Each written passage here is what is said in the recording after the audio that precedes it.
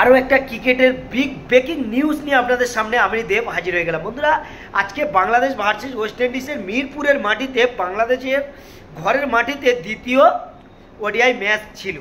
তো সেই ম্যাচে বাংলাদেশ প্রথম আজকে ব্যাট করে 213 রান করেছিল 7 উইকেটের বিনিময়ে, এবং জবাবে নেমে ওয়েস্ট ইন্ডিজ 9 উইকেটেও 213 রানই করে। মোটামুটি সিরিজটা ড্র হয়ে যায় এবং সুপার ওভার হয়। তো এই সিরিজের সমস্ত কিছু নাটক আমরা দেখেছি। সত্যি বলতে বাংলাদেশ ইজি একটা জেতা ম্যাচ কিভাবে হারা যায় সেটা হারলো তো বটেই, সুপার ওভারও জেতার একটা পরিকল্পনা ছিল সেটাও মিস করলো। রান আউট মিস প্রথম লাস্ট ওভারে 5 রান দরকার ছিল 6 বলে, তো সেখানে নুরুল হাসান ইজি ক্যাচটা মিস করলো। লাস্ট বলে 3 রান করলে জিতবে ওয়েস্ট ইন্ডিজ, সেখানে ক্যাচ উঠলো, নুরুল হাসান ক্যাচটা মিস করলো, 2 রান নিল, ম্যাচ ট্রাই হয়ে গেল।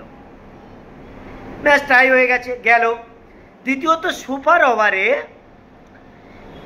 মোস্তাফিজুর রহমান বল করেছে প্রথম একটি বলে, সাই হোপ একটি সিঙ্গেল নিয়েছে। দ্বিতীয় বলে যাই হোক ব্যাটসম্যানের নামটা আমি বলে যাচ্ছি, রাদারফোর্ড তিনি খেলছিলেন। প্রথম বলে একটি বল মেরে 2টি রান নিয়েছে। তো তৃতীয় বলে তিনি একটি মেরে ক্যাচ আউট হয়েছে। ক্যাচটি অসাধারণ ধরেছে ভাই, অসাধারণ ধরেছে সাইফ হাসান। তিনি সুপার ওভারের বলটা যদি করতেন আমার মনে হয় ভালো হতো। তিনি লাস্ট ওভারটা 5 রান ডিফেন্ড করে দিয়েছিলেন বাংলাদেশের হয়ে, আউটস্ট্যান্ডিং ক্যাচ ধরেছে। আবার নতুন একজন ক্রিজে ব্যাটার এসেছে, সেই ব্যাটারের বলটা আবারও ক্যাচ ওঠে, মেহেদী হাসান মিরাজ মিস করলো। তো মোটামুটি 5 বলে 6টি রান ছিল মোটামুটি। সুপার ওভারের লাস্ট বলটা সাই হোপ স্ট্রাইকে ছিল, এজ লেগে স্লিপের উপর থেকে একটি 4 হয়ে যায়।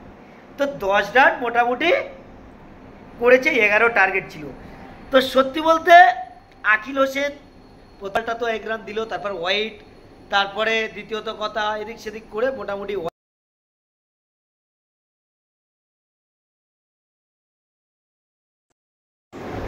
তো তারপর সব কিছুর বিনিময়ে দেখা গেল বাংলাদেশ মিরপুরের মাটিতে সত্যি 10 রান ডিপেন্ড করা খুব ক্রিটিক্যাল। 10 রান চেস করাটা খুব ক্রিটিক্যাল। একটা বাউন্ডারি যদি কোনো মতে হয়ে যায় সেই রানটা তোলা খুব ক্রিটিক্যাল। সেটা ওয়েস্ট ইন্ডিজ আকিল হোসেন সেই রানটা ডিপেন্ড করে দিল।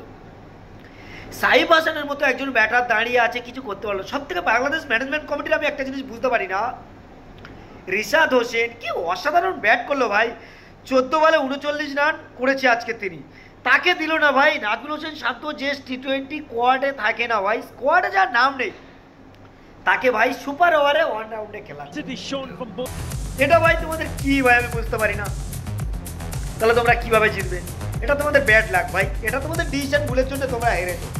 আর আজকের এই যে ম্যাচটা হারলে তোমরা কতটা যে ভুল করলে সেটা তোমরা বুঝতে পারলে না।